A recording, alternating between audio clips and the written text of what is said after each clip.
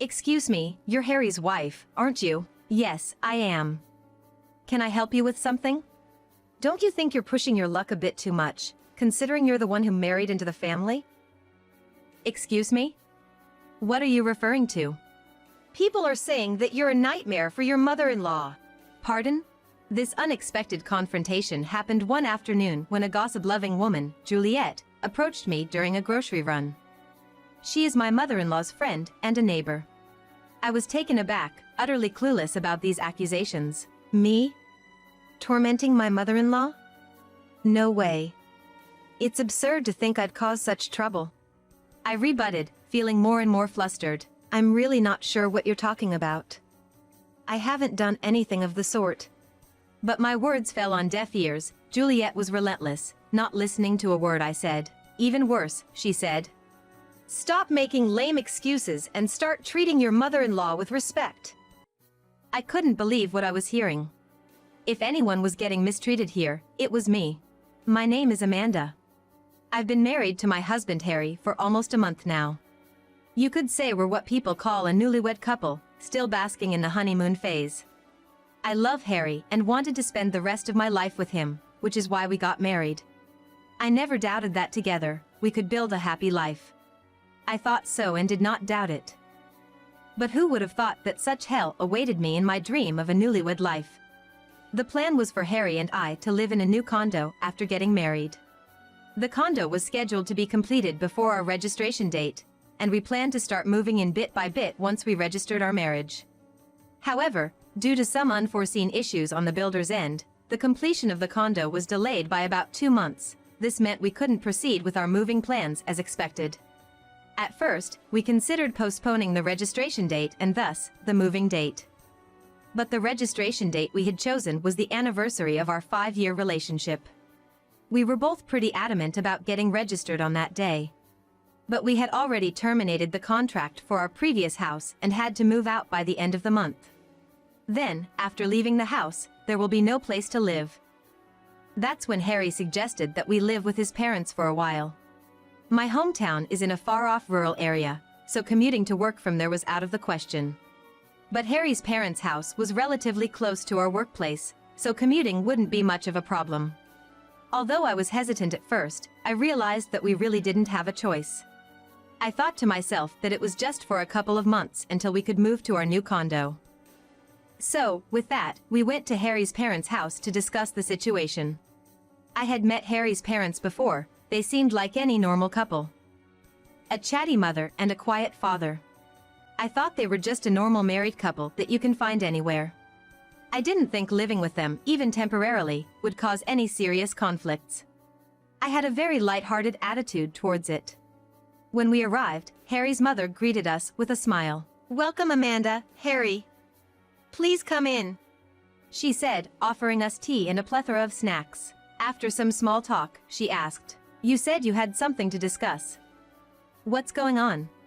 Harry and I exchanged glances, turned back to his parents, and he said, "Mom, Dad.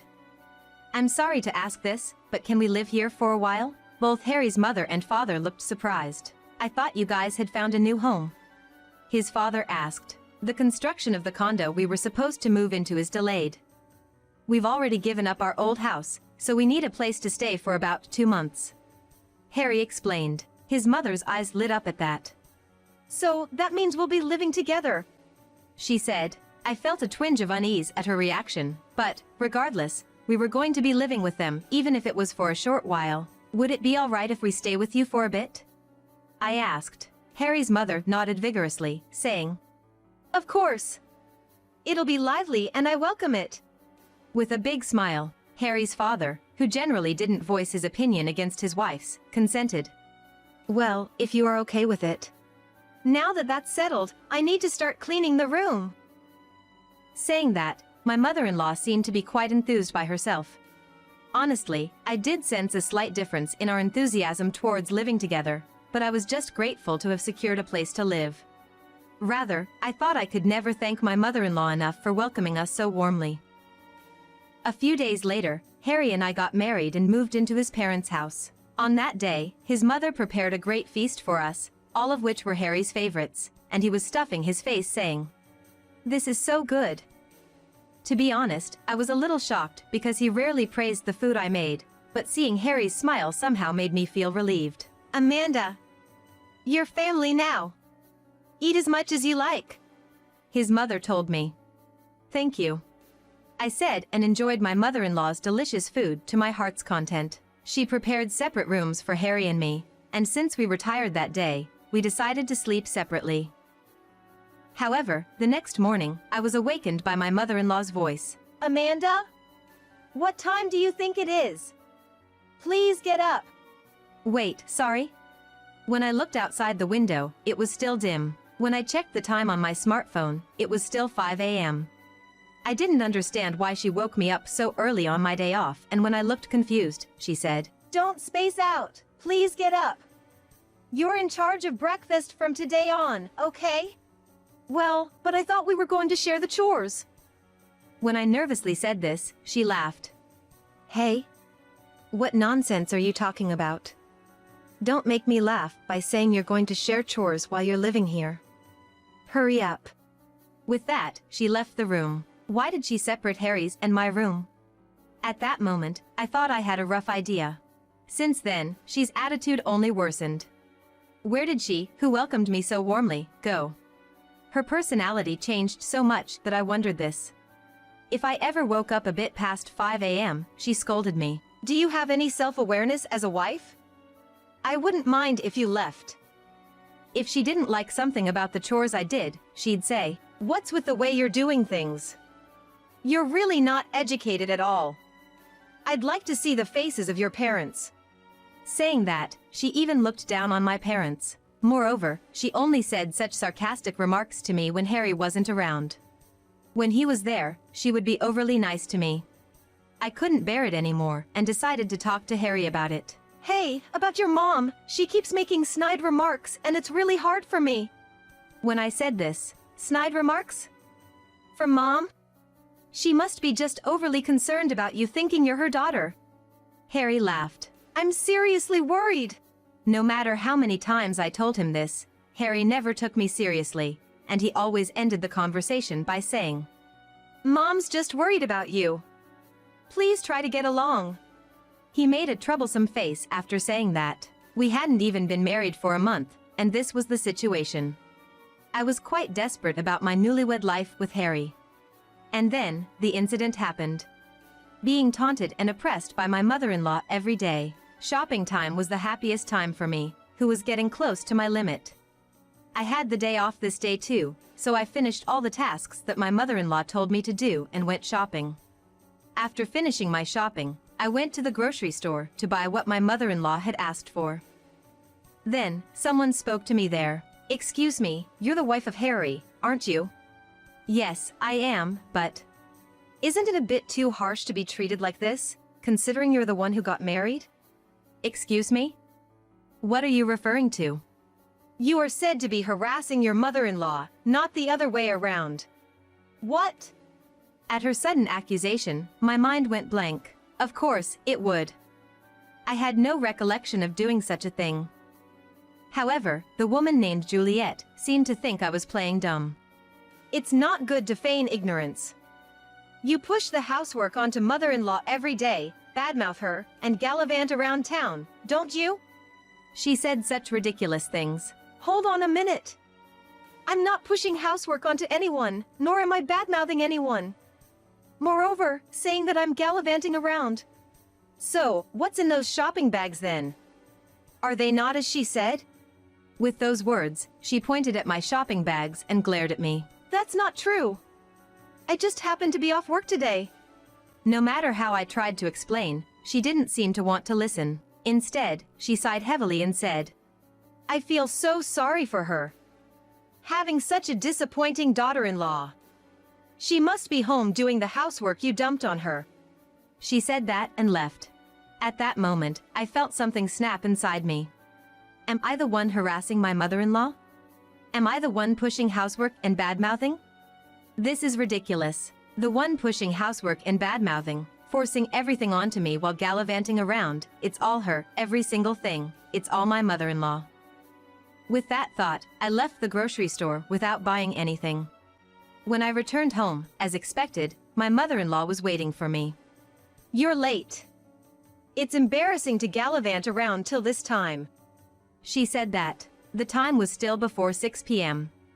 I wanted to retaliate, but I swallowed my anger and replied, "I'm sorry." Then she sighed deliberately and asked, "So, did you get what I asked for?" "I'm sorry." I rushed back home.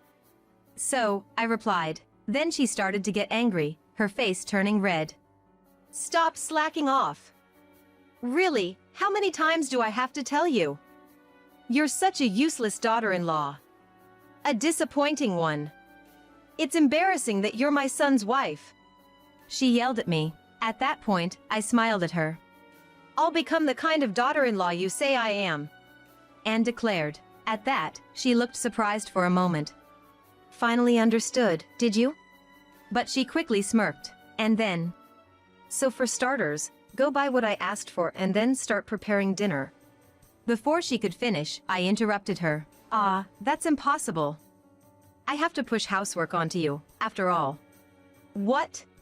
As expected, she looked shocked, her eyes wide as she stared at me. What are you saying?" "What am I saying? You're the one who said it, aren't you?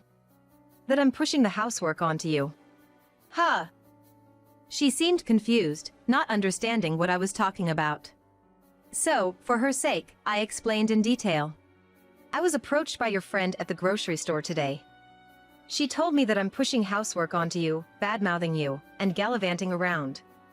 So, I thought I should become the kind of daughter-in-law you're telling her about." As I said that with a smile, she started to get flustered. Her mouth opened and closed, as if she wanted to say something but couldn't find the words. "Mother. That's how it is.